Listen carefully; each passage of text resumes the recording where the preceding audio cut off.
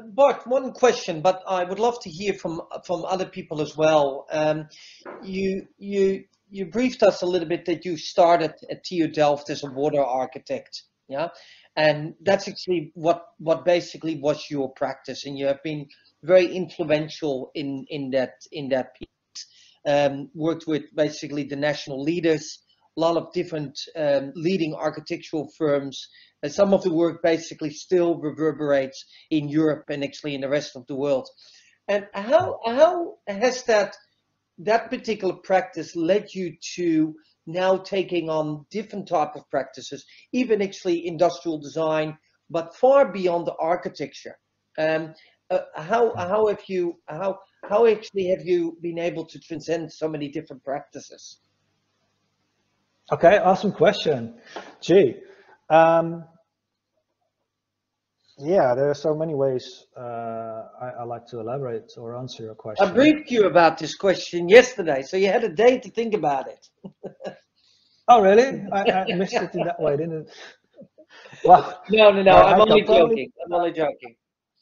probably because I'm very foolish and hungry, so I always question everything and I want to know more. Mhm, Actually, floating architecture, it's a solution for climate change. As you may know, the Netherlands, my home country, is mostly below sea level. mhm, So it's very vulnerable to climate change due to sea level rise. And if we want to keep living in our country, floating buildings will be a good solution. mhm, However, maybe I've become more optimistic. And instead of thinking, oh, climate change, we have to adapt to it, a more optimistic approach is maybe we can still mitigate it through a circular economy where we reduce our greenhouse gases within the IPCC quotum of 1.5 degrees Celsius warming up. And then maybe our country is safe, Heiko. We don't need to be floating if we can solve our climate change issues. mhm, But mhm, yeah, I graduated in architecture and building engineering, which are two different programs within the built environment. And for me, it is very natural to combine them. But yeah, I started up a company, so I needed to know about the business case and economics, which I didn't know anything about. So I mhm, combined it as well. Floating architecture, you need to know about water management. So eventually I mhm, was at a point like, it doesn't matter which field I'm studying. I'm hungry, I want to know more. And I mhm, combine knowledge with knowledge because that grows exponentially, I believe. And then I went to Taiwan. Nobody wants floating there, right? So I went more on mhm, sustainability. I've been teaching there in architecture, industrial design, creative industry business, even water mhm. management and other programs. So it came natural to me. It's maybe not strategic for a career because society thinks it needs specialists, Mhm. but I try to be a bit of everything. Thank you. I think you elegantly answered that one. My question kind of is about how can we use systems design to create like tangible stuff? Because it's easy to say, oh, we understand something, what's going on, but then to take that systems understanding and move it into something that's actually intervenable. I guess Mhm, the festival tent was kind of a good example of that because you've got this problem, but instead of trying to change everyone's behavior, you've just got um, a simple solution where you're expecting people to leave it there, leave the tent there, but it's just very easy to come and collect it and recycle it. So I guess is systems mhm, thinking important, and is it a growing area that we mhm, need designers in? Well, of course, you know the answer, yes. And if you see the old paradigm is always very monodisciplinary, where people find a solution in one system, in one dimension, I would even say, and they mhm, miss the consequences that gives in other systems. On my PhD, I take a systems approach on how to assess circular economy, and core of that are simply the triple bottom line of society, economy, and environment, how they interact with each other. Where traditional economy is only thinking in a profit system, if you call it a system. But yeah, you make a profit at the expense of either environment and or society, which is if you optimize the economic system, it just means you're suppressing the other two systems. So yeah, you require an integrated, or I like to call it a comprehensive systems approach to find the optimal solution. If you only have one way to assess something, only on profit, on dollars, or only on trees saved, or only on carbon footprint, even only on carbon footprint, you're too limited. Yeah, well, a simple example maybe,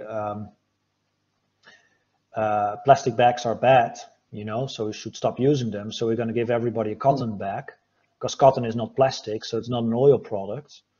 So probably has a lower carbon footprint. But if you do a life cycle assessment, which is part of analyzing a system there, right? You see cotton, to grow that, it competes with agriculture.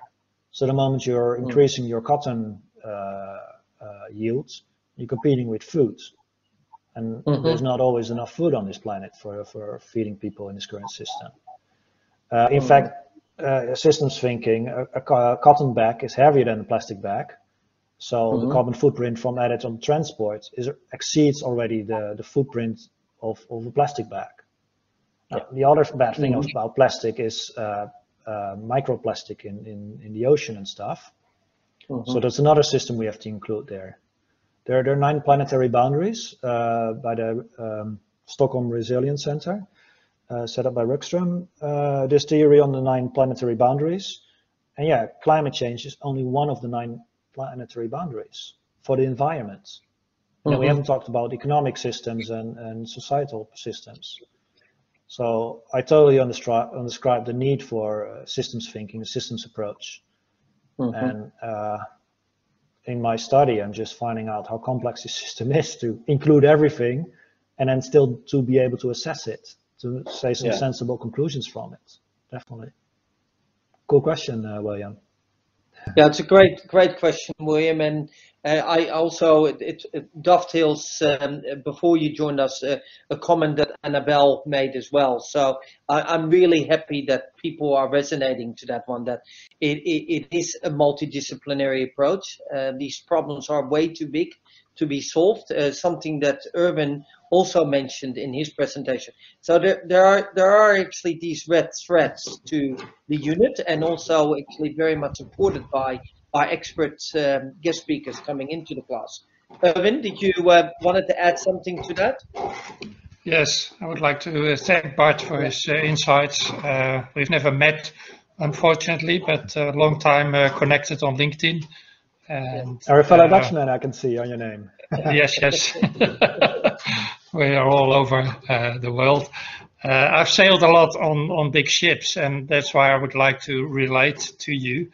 As starting with a party at a project, you will most certainly know if the project will succeed or not at the end of the party.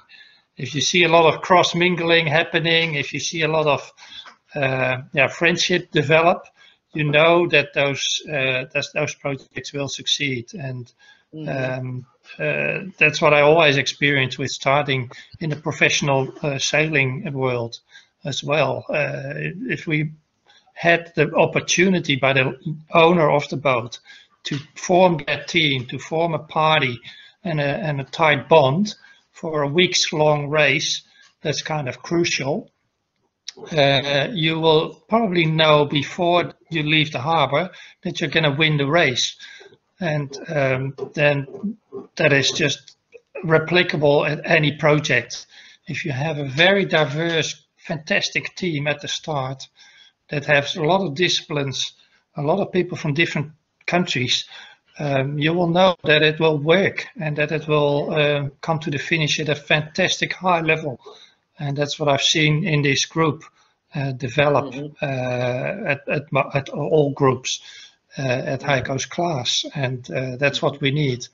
Further to highlight to your story, Bart, that you studied only one element and just started doing stuff.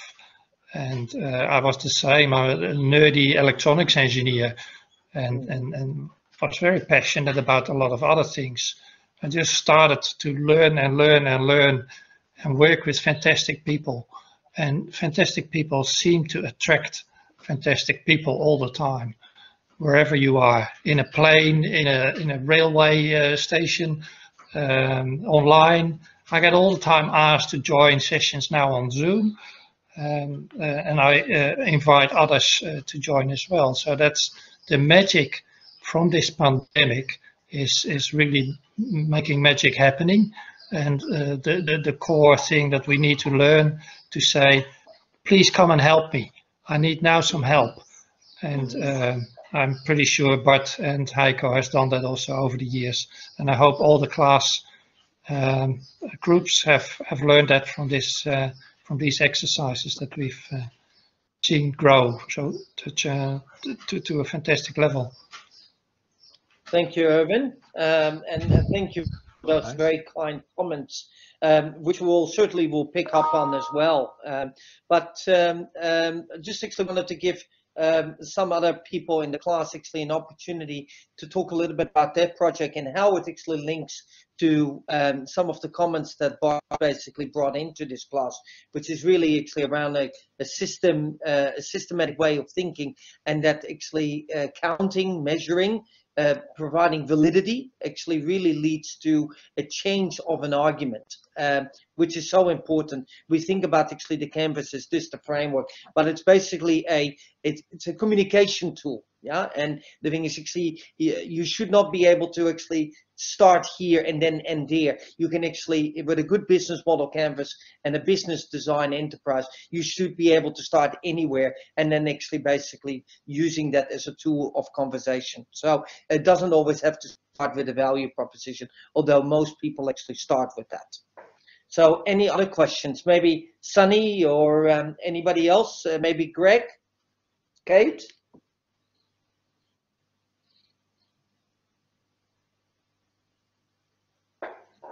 Don't be shy. There's no right and wrong. It's just actually your project, and to actually see how this can help you.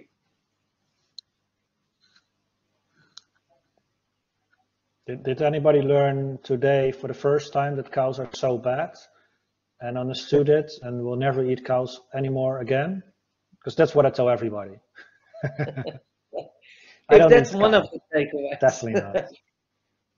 That will make the planet so much better already. Akil, you were the first one in today's session, so maybe actually I want to give you the opportunity to talk a little bit about your project and what you have heard from Bart. Yeah, sure. Hi, Bart. So our group's pretty much looking at looking into fast fashion and trying to find like not a solution but an alternative to some of the things that we've already got out there. So we came up with the idea of like a system where clothes are basically shared, or like it's a service that it's a subscription-based service that gives you clothes for. At the moment, we're targeting kids because they tend to grow out of their clothes pretty quick.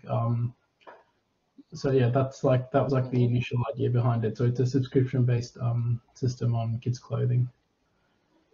But yeah, so still trying to figure everything out because it's like getting like because hygiene's a big part of everything, especially in the current COVID climate. So there's a lot to think about it, but we think that it's something that has some sort of potential. Yeah. So, but you actually brought over quite a few Dutch fashion designers.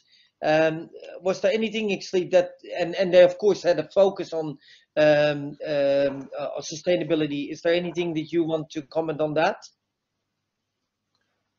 All right. Well, I would like to emphasize that I have always been a shopophobic. I get terrified of being in shops, especially fashion shops. Yeah, but the example Akil talks about as his business case it's like sharing economy, and sharing is optimizing the use of a resource. Because definitely, I don't know why you need 15 pairs of shoes. Yeah, I can understand that. I mean, you can only wear one, right? I got 2 feet. I can understand you sometimes need another pair of shoes for its color or its function, but you can share that with others. Very well. And yeah, in a city, if you're living so close to each other, why can you not share your wardrobe, right? If you have the right size. And yeah, solve the hygiene issue. That's definitely a technical issue, which is overcomable, obviously, which will be a thing. And also, it's a technical issue, but also an emotional issue. Or how do you explain that? That it's a prejudice. It can be unfounded. It's an emotion of people, which even when it's not true, the thought is there. So you have to convince them before it will happen. Definitely. Yeah, and I having lived in the Netherlands, which is pretty okay in sustainability and recycling, and in Taiwan, it's like in the top 5 probably of countries being great in recycling. I can't get my head around on the waste made in Melbourne. It's massive. I lived in the CBD in one of those tall buildings, and if I walked out the back door, I walked through the rubbish room, an amount of rubbish there being thrown out, and the clothes I sold there. I got myself a pair of Nikes from the rubbish room because what's in the rubbish room was thrown out. It was still white and clean. Well, the mental hygiene issue of taking something off the rubbish room, I didn't even smell, so I wasn't worried about that. And it was my size and they're still my favorite shoes. So how much waste is being made on the fashion industry in Melbourne, particularly? It's extreme, and it's been thrown out. And there are Salvos and those other op shops for fashion. It's a big market growing. I myself would see myself never shopping in a normal shop anymore because I would rather go to Salvos or Vinnie's or whatever those shops are names, or online even. I would prefer. And for sharing clothes, yeah, I could imagine, especially now online, we don't wear many suits or business clothes. So imagine for the few times you have a special event where you need to wear a special type of suit or tuxedo, rent them definitely. And for the ladies who like to have fashion every other day of the week, definitely renting clothes, sharing clothes will be an effective system on that. What I also did learn on hygiene and trust issues. Smaller communities work better because on a small scale you have more trust with each other. Because if you borrow something from your neighbor, you would probably be more careful with it than you borrow it from a total stranger, right? So that you could include as a system of trust in your business model, and even you can rank each other with stars, like it's done on, I don't know, Amazon or Facebook or anything online these days. You can rank each other, right? Yeah. So that it would overcome hygiene and trust issues, because these are related. Yeah, and that's a good point. Sometimes actually, Barton, you're touching on different systems. I remember the first time that basically you bought something on eBay, you actually just wanted to make sure that actually when you paid that the product actually would ship someone else's house. And of course there are these issues that actually the person doesn't really have the item and basically you have paid that person. But eBay and the system basically rewards people who are trustworthy, so they get a higher ranking. And otherwise, actually, eBay actually will actually reimburse the person who doesn't get that. So trust is on itself actually a very complex system. And as you said, it can be built into the system. So hygiene is an issue, but I had Jennifer Hyman in my class at FIT who started Rent a Runway. And living is actually, it was the same thing. Although she was renting her clothes to other ladies, mostly ladies at that time, who were actually going to events and they just needed it for once. And dry cleaning became the issue. So you could not return anything if you actually had not dry cleaned that. And that actually, of course, can be designed into it that you know that it actually was in fact dry cleaned. So I think actually it is really important to actually say that. And trust is a complex system. Yeah, something that we actually taken into account with blockchain and virtual currencies as well. And at some point when we overcome that, it becomes mainstream. I believe so too, yeah. Yeah, so good point. And thanks, Akil, for addressing that particular issue, because that's something that I believe can actually easily be overcome. Maya, did you actually talk a little bit to give you the final words? Hi, sorry, Hagar, I just missed it. I just had to step out for a moment. Just actually, now you heard the previous things, talking a little bit about your project and how you actually potentially can respond to some of the things that Bart mentioned.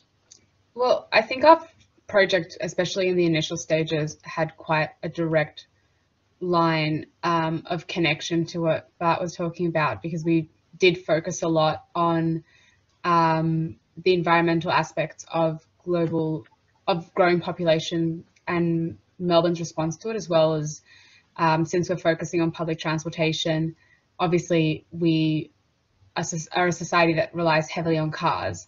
So there's a lot of emissions from that, and that's a heavy polluter as well. So I think that's what Bart was talking about is quite relevant in terms of the area of focus that that we're looking at.